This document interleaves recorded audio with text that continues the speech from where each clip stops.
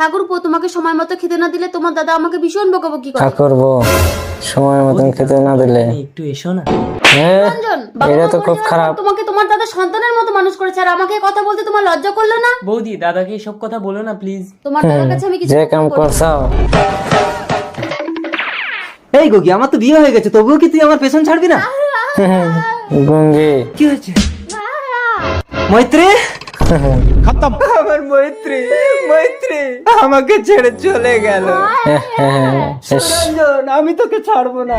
সুরঞ্জন, তুমি আমাকে বেশি ভালোবাসো না তোমার দাদাকে? অবশ্যই দাদাকে, কারণ ছোটবেলা থেকে দিন রাত এক করে দাদা আমাকে লেখাপড়া শিখিয়েছে একটা। চল, তোর বাকি গল্পটা থানায় গিয়ে শুনবো। বন্ধুর সঙ্গে নোংরামো করে তাকে খতম করে এখানে সে প্রেম করছিস? ওকে ছেড়ে দিন, ও কিছু করেনি, ও সকাল থেকেই আমার কাছে।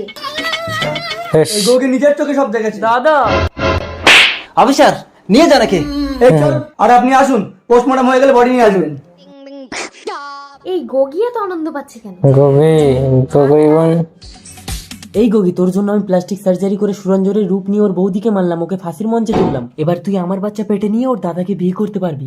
সুরঞ্জন হয়ে একতাকে বিয়ে করে ওই ঘরে তোর সাথে রাত কাটাবো। সুন্দর একটা ভিডিও বানালাম। আমাকে মেরে কোনো লাভ হবে না, অলরেডি ভিডিও পুলিশের কাছে পৌঁছে হ্যাঁ ঠিকই। এসব ক্রিমিনালদের আমি ডাইরেক্ট এনকাউন্টার করি। নিয়ে যান। দাদা, এই চলো সুরঞ্জন। আহ